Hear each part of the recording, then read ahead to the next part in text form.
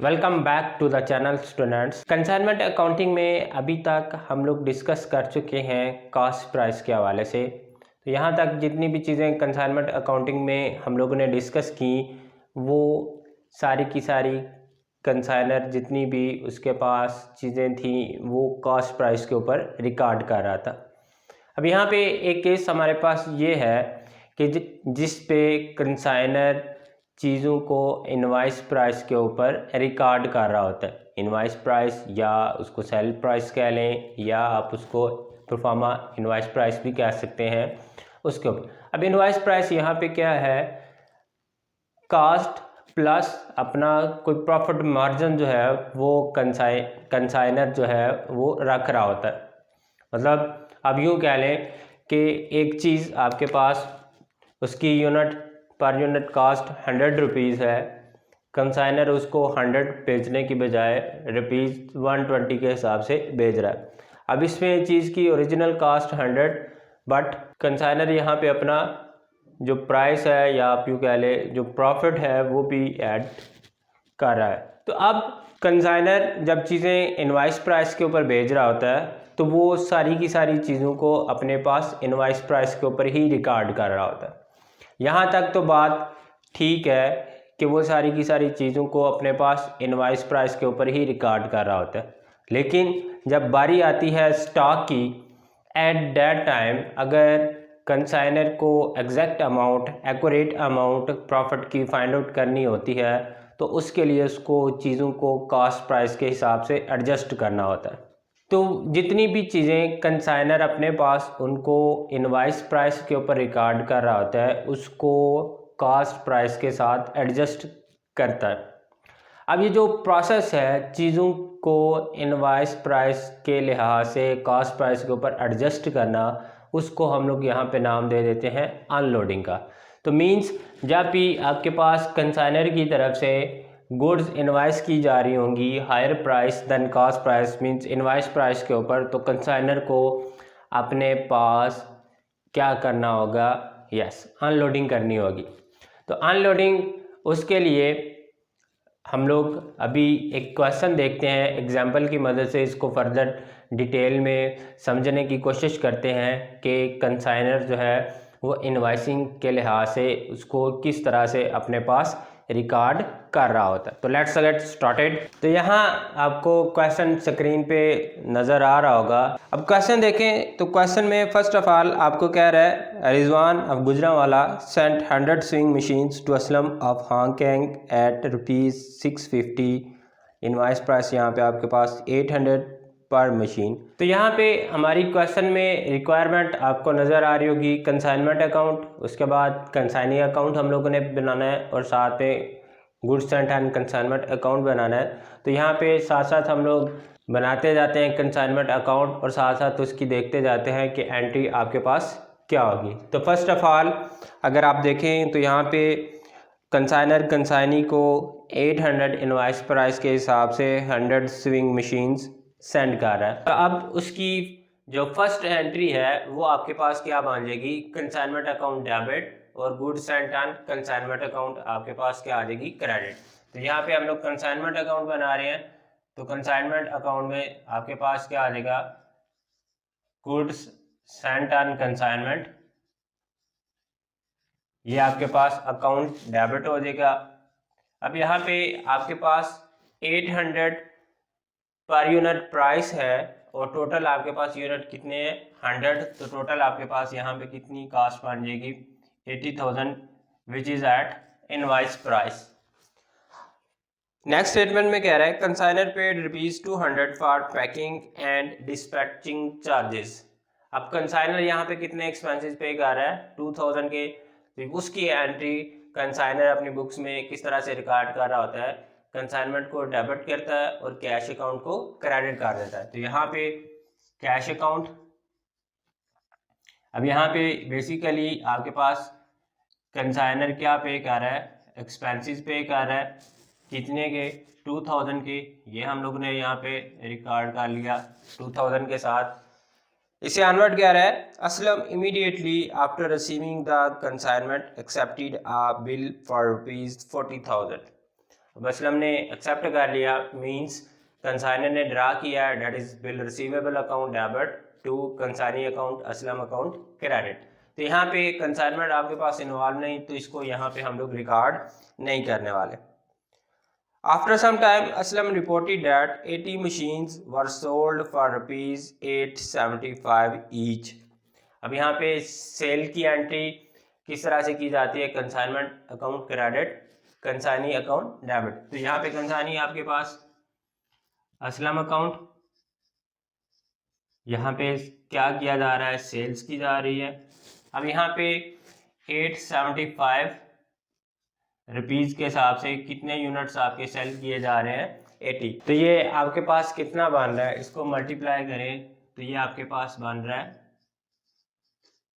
70,000, 70,000 रुपये। After that expensing being on freight ₹30,000, godown rent and insurance 500, ये सारे के सारे आपके पास एक्सपेंसेस पे किए जा रहे हैं कंसाइनी की तरफ से।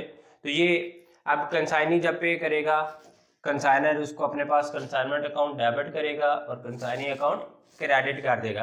अब यहाँ पे आपके पास असलम अकाउंट, अब यहाँ पे एक्सपेंसेस पे किए जा रहे हैं, कौन कौन से एक्सपेंसेस आपके पास आ रहे हैं, फ्रेट है आपके पास 3,000 की, इंश्योरेंस आपके पास आ रही है इंश्योरेंस 500 की, और साथ में आपके पास गोडाउन रेंट है 250 का। तो टोटल आप यहाँ पे एक्सपेंसेस देखें तो एक्सपेंसेस कितने बन गए, 3750। ऑनवर्ड कह रहा है and on insurance Aslam is entitled to a commission of 9% on sales. Again इसकी एंट्री क्या की होगी, कंसाइनर की बुक्स में कंसाइनमेंट डेबिट होगी, असलम अकाउंट यहाँ पे कंसाइनर अपने पास कर देगा क्रेडिट, असलम अकाउंट यहाँ पे क्या किया जा रहा है, कमीशन। अब कमीशन आपका 70,000 है, उसका 9% आप लेंगे तो ये आपके पास बन जाएगा 6300। तो ये आपके पास यहाँ पे बन गया 6300। उसके बाद कह रहा है due to insolvency of a customer who purchased 4 machines failed to pay anything, another customer reduced ₹250 due to defect. तो अब यहाँ पे कुछ बैड डेट्स हो रहे हैं, 4 मशीन्स वो कह रहा है वो आपकी ज़ाया हो रही हैं और 250 रिड्यूस किए जा रहे हैं। तो आप बैड डेट्स की अमाउंट निकालें तो आपके पास एक मशीन की जो प्राइस थी वो आपके पास थी 875, तो 4 यूनिट्स जो हैं वो लास्ट हो गए बैड डेट्स की वजह से। अब यहाँ पे क्वेश्चन में आपको अगर देखें तो यहाँ पे कमीशन जो डेल क्रेडिट है वो कंसाइनर को तरफ से कंसाइनी को प्रोवाइड नहीं किया जा रहा। तो इस केस में क्या होगा, जितना भी बैड डेट का लॉस है वो सारे के सारा कंसाइनर को खुद फेस करना होगा। तो यहाँ पे आप देखें तो बैड डेट्स अगेन आपके पास असलम अकाउंट, लेकिन यहाँ पे बैड डेट्स का जो लॉस है वो अब्जॉर्ब या किसको बर्दाश्त करना होगा, कंसाइनर को। अब यहाँ पे 4 मशीन थी, एक मशीन की प्राइस आपके पास 875, तो टोटल आपका जो बैड डेट्स का लॉस होगा जो कंसाइनर को फेस करना होगा वो आपके पास कितना आ जाएगा, 3500। उसके बाद अगर चलें तो यहाँ पे वो आपको क्वेश्चन में बता रहा है कि एक कस्टमर ने डिफेक्टिव गुड्स होने की वजह से 250 लेस पे किए हैं, मतलब एक्चुअल प्राइस से उसने 250 लेस पे किए हैं। तो मीन ये भी असलम ने पे किए, लेकिन असलम ने इसको भी वसूल करना है, रिसीव करना है किस से, कंसाइनर से। तो ये आपके पास आ गई डिफेक्टिव गुड्स, इसका खर्चा आपके पास कितना आ गया, 250 रुपीज़ का। अब यहाँ पे अगर देखें तो टोटल्स आपके पास 100 स्टीमिंग मशीन थी, जिसमें से 80 कंसाइनी ने सेल किए हैं, मींस 20 आपके पास अनसोल्ड है। तो यहाँ पे अब हमें कैलकुलेशन करनी है स्टॉक की, तो स्टॉक की कैलकुलेशन करने के बाद अब देखें तो यहाँ पे ये चीज़ भी आपकी इनवॉइस के ऊपर रिकॉर्ड हो रही है, सेलिंग भी आपकी इनवॉइस के ऊपर आ रही है। तो यहाँ पे फिर कंसाइनर को अनलोडिंग करनी होगी। तो अनलोडिंग उसके हवाले से हम लोग देख लेते हैं। अब जब अनलोडिंग हो रही होती है तो अनलोडिंग आपके पास जितना भी डिफरेंस होगा इनवॉइस का और कॉस्ट का वो आपके पास आ जाएगा। तो उसकी एंट्री आपके पास क्या होगी, जो आपके पास goods sent on consignment account,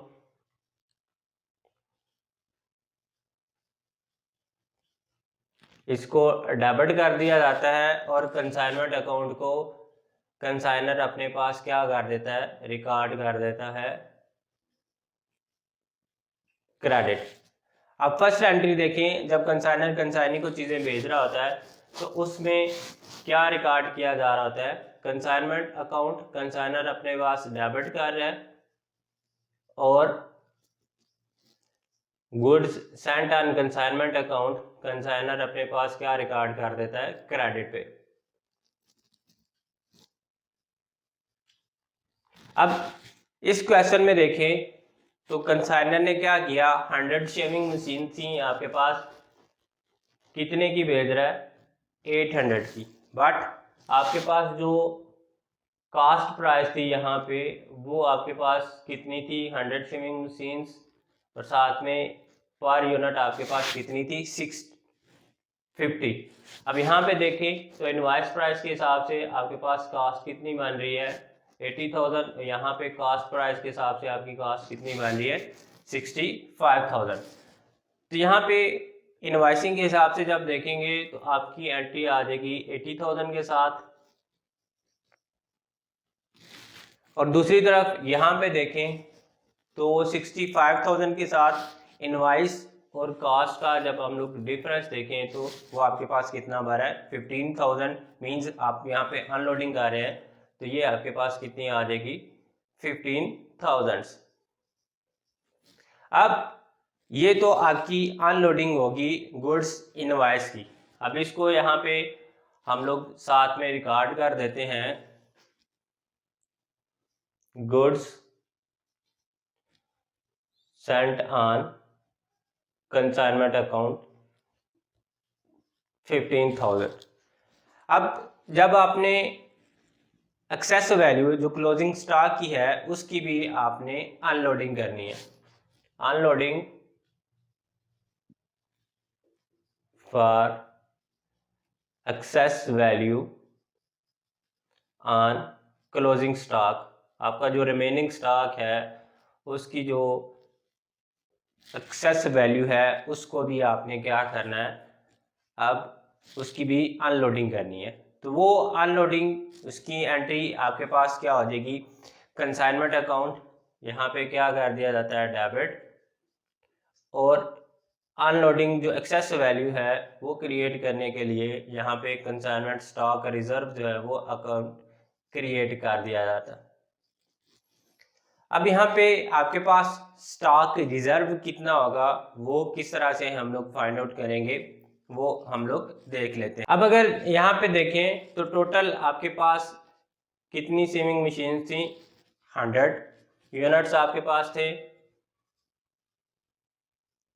और उनकी जो कास्ट प्राइस थी आपके पास वो कास्ट प्राइस कितनी थी, 650।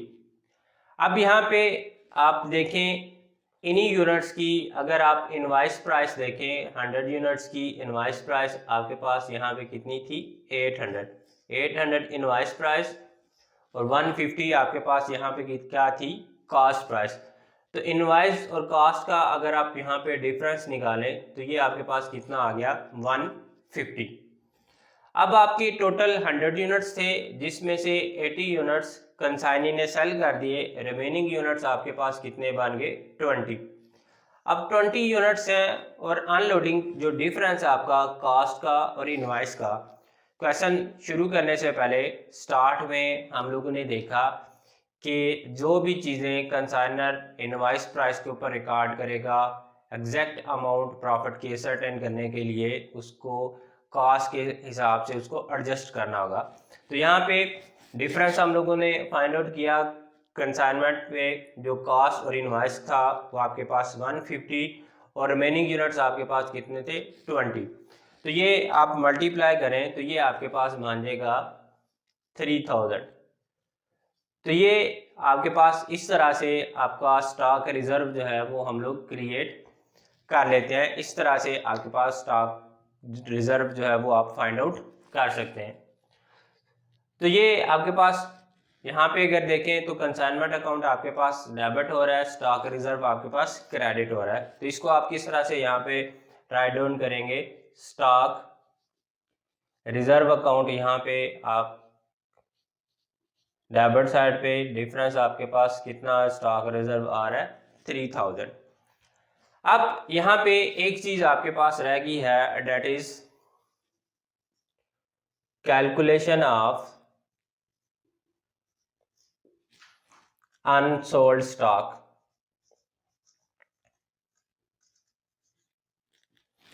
तो यहाँ पे अनसोल्ड स्टॉक की अब कैलकुलेशन है वो हम लोग इसको सीखते हैं कि किस तरह से होगी। तो फर्स्ट ऑफ ऑल यहाँ पे आप क्या करोगे, कॉस्ट ऑफ अनसोल्ड स्टॉक वो आप लोगों ने कर लेनी है फाइंड आउट। तो अनसोल्ड स्टॉक आपके पास कितना है, अनसोल्ड स्टॉक यहाँ पे आपके पास कितना है 20, 100 टोटल यूनिट से 80 आपके पास सेल हो गए, 20 आपके पास यूनिट्स रिमेनिंग थे 20 यूनिट्स। अब कंसाइनर ने वो यूनिट्स किस हिसाब से भेजे थे कंसाइनी को 800 के हिसाब से। तो उसकी आप इनवाइस प्राइस के ऊपर इसको देख रहे हैं 800 मल्टीप्लाइड बाय 20, तो ये आपके पास कितना आ गया 16,000। अब इसमें आपने ऐड क्या कर देना है, प्रोपोर्शनेट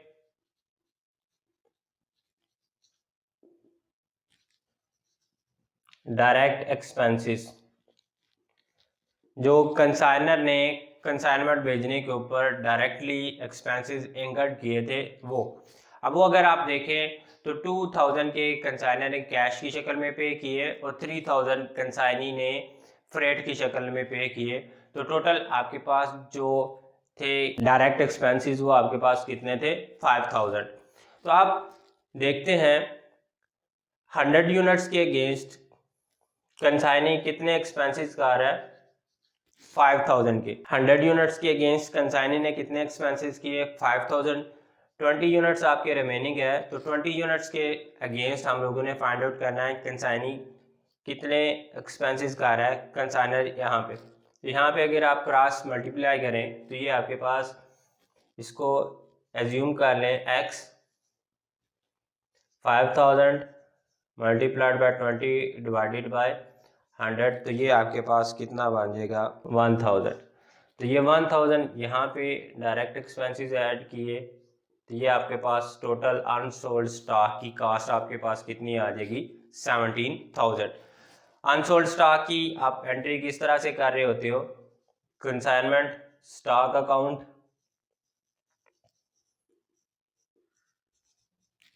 टू कंसाइनमेंट। तो ये आपके पास अनसोल्ड स्टॉक आ गया, डेट इज कंसाइनर के पास कंसाइनमेंट स्टॉक अकाउंट डेबिट, ये आपके पास स्टॉक अकाउंट 17,000। तो अब यहाँ पे हमारे पास जितनी भी चीज़ें थी वो सारी की सारी हम लोगों ने उसको इनवाइस प्राइस के हिसाब से कॉस्ट प्राइस के साथ एडजस्ट कर लिया। अब यहाँ पे जो इनवाइसिंग थी गुड सेंड की थी इनवाइस प्राइस के ऊपर, उसकी अनलोडिंग यहाँ पे हमारे पास आ गई दिस वन। और स्टॉक जो हम लोगों ने इनवाइस प्राइस के ऊपर था कंसाइनर ने कंसाइनी को भेजा 17,000 का, उसकी यहाँ पे स्टॉक रिजर्व की शक्ल में कंसाइनर ने जो एडजस्टमेंट है अनलोडिंग है वो यहाँ पे रिकॉर्ड कर दी। तो ये आपके पास जो प्रॉफिट है यहाँ पे profit and loss account consignment, ये आपके पास कितना बन रहा है 3200, टोटल आपके पास 102,000। इधर भी आपके पास यहाँ पे टोटल कितना मान जाएगा 102,000। तो ये हमारे पास आ गया कंसाइनमेंट अकाउंट। लेकिन यहाँ पे हमारी एक और रिक्वायरमेंट है, that is consignee account, Aslam account, वो भी हम लोगों ने प्रिपेयर करना है, तो वो हम लोग देखते हैं। तो यहाँ पे हमारे पास आ जाएगा कंसाइनी अकाउंट, असलम अकाउंट। अब फर्स्ट ऑफ ऑल देखें तो सबसे पहले आपके पास बिल रिसीवेबल, जो कंसाइनी है उसने बिल एक्सेप्ट किया था, बिल रिसीवेबल, वहाँ पे उसकी एंट्री आपके पास क्या थी, बिल रिसीवेबल अकाउंट डेबिट और कंसाइनी अकाउंट क्रेडिट। अब जो कंसाइनर ने फर्स्ट एंट्री बिल रिसीवेबल के हिसाब से की थी, bill receivable account debit to Aslam account credit. अब असलम अकाउंट यहाँ पे क्रेडिट हो रहा है ड्यू टू बिल रिसीवेबल्स, तो ये आपके पास बिल रिसीवेबल 40,000 का बिल एक्सेप्ट किया था, वो हमारे पास आ गया। उसके बाद देखें तो यहाँ पे कंसाइनी एक्सपेंसेस पे कर रहा है 3750 के कंसाइनमेंट, यहाँ पे डेबिट कंसाइनी क्रेडिट था, तो यहाँ पे आपके पास कंसाइनमेंट, लेकिन यहाँ पे एक्सपेंसेस पे किए जा रहे हैं। टोटल एक्सपेंसेस आपके पास कितने थे 3750। उसके बाद कंसाइनी का commission consignment, again consignment account आपके पास डेबिट कंसाइनी क्रेडिट, यहाँ पे आपके पास कमीशन की वजह से कमीशन कितना पे कर रहा है कंसाइनर कंसाइनी को 6300। उसके बाद असलम अकाउंट बैड डेट्स, अब यहाँ पे जो बैड डेट्स हुए उसका लॉस कंसाइनर को फेस करना होगा, क्योंकि यहाँ पे कंसाइनर की तरफ से कंसाइनी को डेल क्रेडिट कमीशन प्रोवाइड नहीं किया गया, तो यहाँ पे आपके पास बैड डेट्स आ जाएंगे कंसाइनमेंट अकाउंट, बट यहाँ पे भी आपके पास क्या आगे बैड डेट्स कितने आपके पास हैं 3500 के। आफ्टरवर्ड्स आपके पास अगेन कंसाइनमेंट डिफेक्टिव गुड्स आपके पास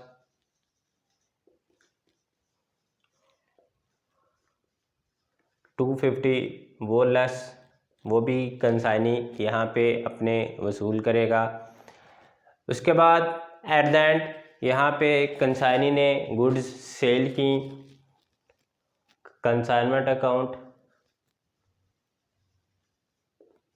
सेल्स, ये आपके पास कितने की आ रही हैं 70,000। अब बेसिकली कंसाइनी अकाउंट बनाने का पर्पस क्या होता है, अकाउंट सेल्स यहाँ पे कंसाइनी बना रहा होता है कि रिमेनिंग अमाउंट जो बच रही है कंसाइनी ने कंसाइनर को कितनी अमाउंट वापस भिजवानी है। तो यहाँ पे अगर आप कैलकुलेशन करें तो ये कैलकुलेशन के बाद अब यहाँ पे अगर आप टोटल करें तो ये आपके पास 70,000, उसके बाद यहाँ पे टोटल करें तो ये भी आपका 70,000 ही आना चाहिए। तो यहाँ पे आपके पास बैलेंस जो रिमेनिंग बैलेंस है जो कंसाइनी ने कंसाइनर को बेचना है वो आपके पास कितना बचेगा 16,200। तो ये हमारे पास आज का टॉपिक था, जिसमें हम लोगों ने सीखा कि अगर आपके पास कंसाइनर की तरफ से कंसाइनी को इनवॉइसिंग के ऊपर चीज़ें भेजी जाती हैं तो उसकी अनलोडिंग या एडजस्टमेंट जो कास्ट प्राइस के हवाले से होती है वो किस तरह से की जाती है। होप सो स्टूडेंट्स आज का लेक्चर आपको क्लियर होगा।